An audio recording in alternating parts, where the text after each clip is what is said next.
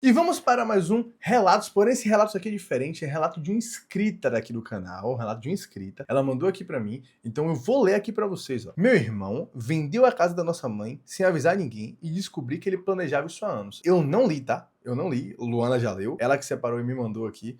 Então a mesma surpresa aqui eu vou ter com vocês, tá? Vamos lá. Eu tenho 34 anos e durante muito tempo eu acreditei que meu irmão era o tipo de pessoa que sempre se dava bem. Algumas pessoas chamavam isso de inteligência, outras diziam que ele tinha visão para negócios. Minha mãe costumava afirmar, cheia de orgulho, que ele tinha nascido com um dom de ganhar dinheiro. Hoje, olhando para tudo que aconteceu, eu acho que a palavra correta nunca foi inteligência. Meu irmão sempre foi extremamente esperto. O problema é que ele usava essa inteligência para encontrar atalho, manipular pessoas e transformar qualquer situação em vantagem para si mesmo. Enquanto a maioria das pessoas trabalhava para conquistar as coisas aos poucos, ele passava a vida inteira procurando a próxima oportunidade de lucrar rápido, mesmo que isso significasse colocar outras pessoas em risco. A gente já vê daqui que a intenção do cara não é das melhores. O cara fala, não, eu vou conquistar o meu pisando em outras pessoas. Já tá tudo errado. Eu só nunca imaginei que um dia a próxima oportunidade seria justamente a casa onde a nossa mãe morava havia mais de 30 anos. Meu irmão, Ricardo, sempre teve uma facilidade impressionante em convencer as pessoas. Desde adolescente, conseguia vender praticamente qualquer coisa. Comprava uma bicicleta usada, reformava, vendia por um valor maior e, poucos dias depois, aparecia com uma moto. Vendia a moto, comprava um carro antigo, mexia algumas peças e revendia novamente. Quando não estava negociando veículos, aparecia falando sobre investimentos, terrenos, importação de produtos, criptomoedas,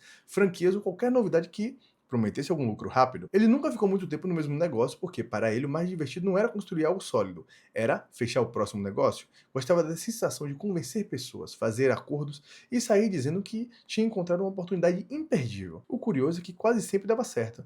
Não porque ele fosse um grande empresário, mas porque sabia conversar. Então, basicamente, o cara levava todo mundo na lábia, né? Então aqui, a conversa, o papo mole dele aqui convencia todo mundo. Tinha um carisma difícil de explicar. Fazia qualquer pessoa acreditar que estava tudo sob controle. Quando o negócio dava errado, ele já aparecia com outro projeto ainda mais promissor.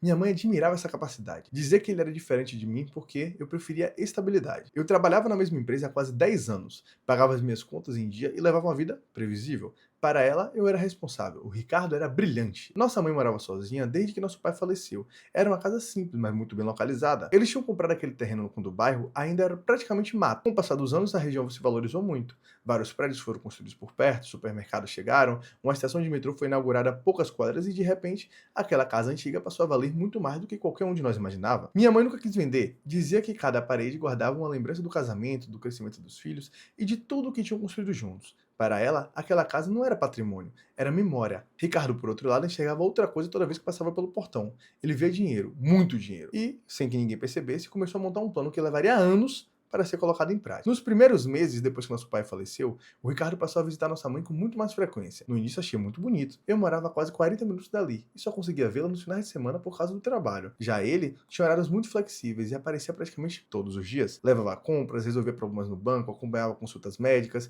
e fazia pequenos reparos na casa.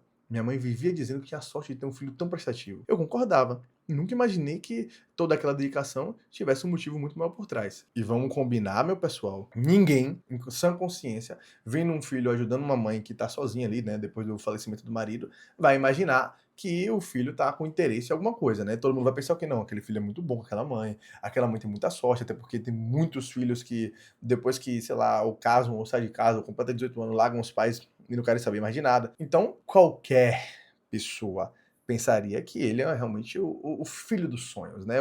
O que os primos. O terror dos primos, como dizem, né? Que é a comparação. Tá vendo ali, fulaninho? Ó, você deveria ser igual a ele. Tá vendo? E você não. Como é que você não consegue ser igual a seu primo?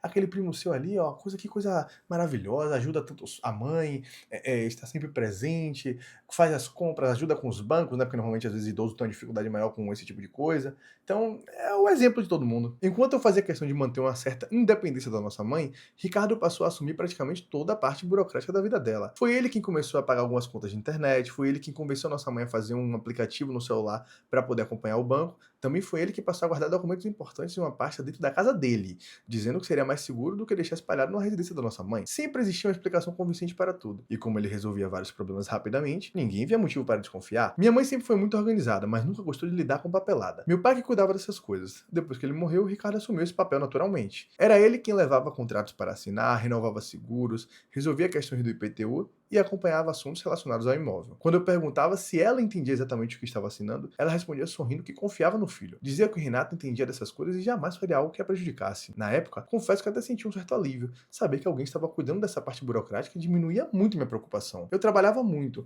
estava tentando crescer profissionalmente e acreditava que nosso irmão realmente estava fazendo aquilo por amor à nossa mãe. Hoje me sinto ingênuo ao lembrar disso. Enquanto isso, a vida do Ricardo continuava exatamente como sempre foi. Toda vez que eu o encontrava, ele parecia dirigir um carro diferente. Um mês era um caminhonete enorme, no outro um sedã importado, depois uma moto de alta cilindrada. Perguntávamos se tinha comprado alguma coisa e ele respondia que havia feito um negócio excelente. Comprava barato, vendia caro, pegava outro veículo na troca e continuava girando dinheiro. Era impressionante como parecia conhecer alguém interessado em qualquer tipo de negócio. Também vivia falando sobre investidores, construtoras e pessoas que queriam comprar terrenos antigos em bairros valorizados. Eu ouvia tudo aquilo sem prestar muita atenção.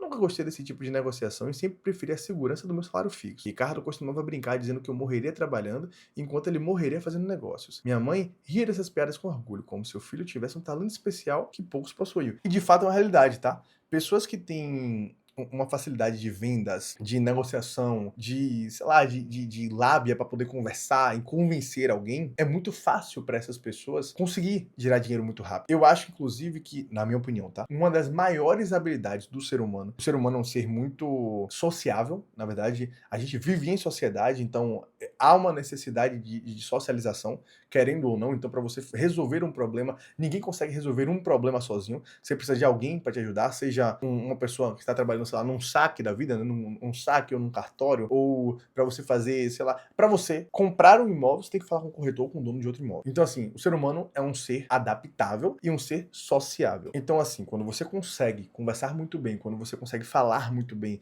dialogar muito bem e, mais ainda, convencer e vender algo muito bem, você tem a tendência a sempre ter dinheiro. Quem consegue comprar algo barato e vender caro, que normalmente é o que todo empresário de pequeno a grande porte faz, ele está basicamente convencendo e evoluindo. Essa é a realidade. Você precisa convencer para alguém comprar algo de você, e isso é uma habilidade que poucas pessoas realmente possuem. Você vê vendedores que passam o mês inteiro, por exemplo, se você for na loja de carros, tem um vendedor que passa o mês inteiro ali, mesmo ganhando comissão, a gente sabe que a comissão às vezes é boa, o vendedor passa o mês inteiro, não ganha nada. Não vende um carro. Tem outro vendedor que chegou na loja tem, sei lá, 15 dias. Esse daqui tá há um ano na loja. Esse mês ainda não vendeu nada. Tem outro cara que chegou aqui há 15 dias, mas o poder de convencimento dele, não, meu amigo, eu vou te ajudar, eu vou fazer isso, vou fazer aquilo, vou te dar o mundo. O cara já vendeu 3 carros em 15 dias que ele tá na loja. Então, assim, tem gente que realmente tem uma aptidão muito óbvia. Qualquer habilidade, na minha opinião, qualquer habilidade o ser humano pode aprender, tá? Mas, assim, tem pessoas que nascem com um dom de algumas coisas. E para melhorar essa habilidade é muito mais fácil, né? Então, a habilidade de comunicação desse rapaz aqui deve ser absurda. E, né, vimos assim no início quando a gente leu o título da história, aonde foi que levou isso aqui. Ela continua aqui, ó. Foi mais ou menos um ano depois da morte do nosso pai que eu notei uma mudança no discurso dele. Sempre que íamos almoçar na casa da nossa mãe, ele fazia comentários sobre o bairro. Dizia que estava crescendo demais, que os prédios estavam tomando conta da região e que em poucos anos aquela casa valeria uma fortuna. No começo eram observações aleatórias, depois passaram a ser conversas frequentes. Ele dizia que talvez fosse interessante vender antes que aquela região ficasse muito movimentada. Minha mãe respondia imediatamente que nunca venderia aquela casa. Ali tinha criado os filhos, vivido mais de 30 anos com nosso pai e pretendia passar o resto da vida dela. O Ricardo nunca insistia. Esse era justamente o detalhe que fazia tudo parecer natural. Ele apenas concordava e mudava de assunto. Hoje percebo que ele não estava tentando convencer nossa mãe porque sabia que ainda não era o momento. Ele estava plantando uma ideia, deixando aquela conversa existir sem pressionar. Era muito paciente mesmo. Alguns meses depois, ele apareceu dizendo que um conhecido trabalhava em imobiliária especializada em uma avaliação de imóveis antigos e que seria interessante descobrir quanto realmente valeria a casa. Minha mãe recusou na hora. Disse que não pretendia vender e que não queria saber. Ricardo sorriu e respondeu que conhecer o valor de um patrimônio nunca fazia mal. Acabou convencendo a nossa mãe a receber o corretor apenas para fazer uma avaliação informal. Foi aí que tudo começou a mudar. O corretor passou quase uma hora analisando o terreno todo, medindo espaço e tirando fotografias. No final da visita, chamou o Ricardo de lado e conversou alguns minutos com ele. Eu não consegui ouvir nada. Quando eu perguntei quanto a casa valia, Ricardo respondeu rapidamente que ainda faria alguns cálculos. Dias depois, comentou casualmente que o imóvel provavelmente valia muito mais do que imaginávamos, mas nunca revelou o valor exato. Hoje eu tenho certeza que ele fez isso de propósito. Provavelmente, ele, basicamente, esse corretor que já foi aí, que mediu tudo, tirou foto e tudo mais, já foi para poder até anunciar a casa, tá? Normalmente o corretor faz isso. O corretor vai no imóvel, tira algumas, caso você nunca tenha vendido nada ou comprado nada, basicamente é assim que o corretor faz, tá? Ele vai no imóvel, analisa o imóvel, faz depois uma tabela de preços de todos da região, vê o tamanho, o terreno, a casa, se tem, sei lá, porcelanato, se precisa de reforma, se não precisa, enfim. E aí daí ele vai lá, e, né, faz a avaliação e o preço com todas as fotos já para poder fazer o anúncio da casa, que assim vai chegar cliente, ele vai mostrar para os clientes, né? Não sei aqui exatamente se já mostrou para cliente algum ou se vai vender exatamente pelas fotos, mas vamos ver. Ele queria apenas que ela soubesse exatamente quanto dinheiro existia por trás daquela casa. Pouco tempo depois começaram a aparecer pessoas estranhas na rua. Algumas fotografavam a fachada, outras perguntavam aos vizinhos se a casa estava à venda. Minha mãe ficava incomodada e dizia que não entendia o motivo daquele interesse todo. Ricardo sempre respondia que era normal. Segundo ele, construtoras viviam procurando terrenos grandes naquela região. Só muito tempo depois descobri que nenhuma dessas visitas era coincidência. Quem havia espalhado discretamente que o imóvel poderia ser negociado era o próprio Ricardo, sem que a nossa mãe soubesse, e sem que eu pudesse imaginar que ele estava preparando o golpe que destruiria completamente nossa família. A verdade começou a aparecer da forma mais inesperada possível. Eu estava trabalhando quando recebi uma ligação da nossa mãe completamente desesperada. Ela dizia que um homem havia aparecido na casa acompanhado de uma corretora e afirmava ser o novo proprietário do imóvel. No começo achei que fosse algum tipo de golpe comum. Pedi que ela chamasse a polícia e não abrisse o portão para ninguém. Ela respondeu que o homem tinha uma pasta cheia de documentos, de escritura, contrato de compra e venda e até comprovante de transferência bancária. Ele não parecia um golpista, parecia alguém que realmente havia comprado aquela casa. Saí do trabalho imediatamente e fui para lá. Quando cheguei, a rua inteira estava acompanhando a discussão. Minha mãe chorava sentada na calçada, enquanto o comprador tentava explicar para ela que também era vítima daquela situação. Ele contou que havia negociado diretamente com o Ricardo durante quase 3 meses. Disse que meu irmão se apresentou como responsável pelos assuntos da nossa mãe. Mostrou uma procuração registrada em cartório e garantiu que a venda tinha autorização dela. Segundo ele, o dinheiro já havia sido totalmente pago e a escritura também estava em andamento. Meu coração gelou. O cara deu um golpe na própria mãe, velho. Ele realmente fez isso. Ele deu um golpe na própria mãe. Ele vendeu a casa dela. Ele pegou, provavelmente, aqui nesse tipo de assinatura, que a mãe fazia, às vezes, sem prestar atenção e dizer que confiava no filho, assinou uma procuração pra ele. Isso me lembrou uma história aqui. Rapaz, se me deixar falando aqui, eu falo direto, tá? Se me deixar falando, isso me lembrou uma história aqui, ó, de uma pessoa próxima. Eu não vou dar muitos detalhes assim, vai que alguém vê o vídeo, alguma coisa assim. Mas é uma pessoa próxima de uma pessoa da minha família. Não é uma pessoa próxima a mim, de fato. Mas assim, o que aconteceu foi o seguinte. Ela era é uma pessoa concursada, na verdade. Acredito que ela já se aposentou. Ela simplesmente tinha um marido. Ela não sabia, basicamente, ela não sabia nada de nada. Ou seja, o marido que tomava conta de tudo. Ela não sabia, na verdade, nem quanto ela ganhava no salário dela, no concurso que ela passou. O marido que tomava as contas da casa. E eu não acho isso, tipo assim, anormal, por mais que eu ache ruim, né? Eu acho que todos os dois devem saber realmente do financeiro da casa. Nem que seja um controle mais, mas que o outro também esteja a par de tudo, pelo menos, que está acontecendo. Mas, assim, basicamente, ela não ligava muito, não sabia nada, basicamente. E o que aconteceu foi o seguinte. Ele foi lá. Eles tinham comprado, acho que, apartamento e tudo mais, né? Que ela tinha comprado antes, né? Eles têm até um filho também. E nessa situação, essa história, né? Ela sofre as sequelas até hoje, mas essa história aconteceu há mais ou menos uns, sei lá, 5, 6 anos por aí. E o que aconteceu? Ela, como eu falei, hoje ela é aposentada. O salário dela era mais ou menos, sei lá, uns 8 mil reais. Vamos dizer que seja isso. Assim. Não era um salário pequeno, não, mas era um salário de 8 mil reais. Ela recebe por mês de 8 mil. Ela recebe por mês mais ou menos uns 1.500, 1.600 reais. Aí você vai me perguntar, como assim uma pessoa que é aposentada deveria estar recebendo os 8 mil, né? E recebe 1.500, 1.600 reais por mês. O que foi que ele fez? Ele pegou um monte de empréstimo no nome dela, fez empréstimo a rodo no nome dela, e ela, sem saber, sem entender, né? Não acompanhava as finanças, pegou a assinatura dela também, que, de novo, tudo aqui é 100% errado, né? Eu não vou falar a palavra aqui, mas é isso daí mesmo. Então, assim, o que aconteceu no geral foi, ele pegou a assinatura dela, botou a assinatura no apartamento também, vendeu o apartamento, ficou com a parte do dinheiro e ela recebe de salário quase nada. É uma realidade. Eles são separados hoje, ela mora com o filho. Então, assim, por ela ter uma condição psicológica, às vezes, debilitada, né? Tem um princípio de depressão e por aí vai, também por conta dessa situação, ela não quis processar, não quis dar início. Como eu falei, ela mora com o filho. Ela falou, eles conversaram, eu acho que ela e o filho, eu soube disso, né? Que ela e o filho conversaram e chegaram num ponto que não iriam processar ele. Mas que o cara levou tudo dela. E vez ou outra ainda aparece, né? Pra falar alguma coisa, pra dizer que se arrepende, pra poder manipular. Então, isso é muito sério, gente. Isso é muito sério, muito sério. Ela diz assim, ó. Eu olhei pra minha mãe e perguntei, quase me implorando, se ela tinha assinado uma procuração para o Ricardo. Ela ficou em silêncio por alguns segundos e depois respondeu que lembrava apenas de alguns papéis relacionados no banco e o inventário do nosso pai. Disse que ele sempre levava documentos dizendo que precisava resolver burocracias e ela assinava porque confiava no próprio filho. Naquele instante eu percebi que o golpe não tinha começado semanas antes não, tinha começado anos atrás. Os dias seguintes foram um verdadeiro pesadelo. Descobrimos que o Ricardo havia conseguido uma procuração com poderes muito mais amplos do que nossa mãe imaginava. Aproveitando a confiança dela, misturou documentos legítimos com outros preparando especificamente para permitir negociações futuras. Tudo foi feito de maneira extremamente calculada. Nenhuma assinatura parecia falsa, nenhum documento levantava suspeitas imediatas, ele simplesmente usou a confiança da nossa mãe como um instrumento para construir um golpe. Tentamos falar com ele dezenas de vezes, o telefone estava desligado, as mensagens não eram respondidas. Amigos diziam que fazia alguns dias que ele tinha viajado para fechar um novo negócio em outro estado. Ninguém sabia exatamente onde ele estava. Foi então que um detalhe chamou nossa atenção. Um dos carros dele, que ele dizia ter comprado recentemente, nunca apareceu registrado em seu nome. Descobrimos que praticamente nada estava no nome dele. Veículos, contas bancárias, empresas, tudo era registrado em nomes de terceiros ou de pessoas que confiavam nele. Pela primeira vez comecei a entender que aquele ali não era um tipo de atitude impulsiva. Meu irmão vivia daquele tipo de projeto há muito tempo.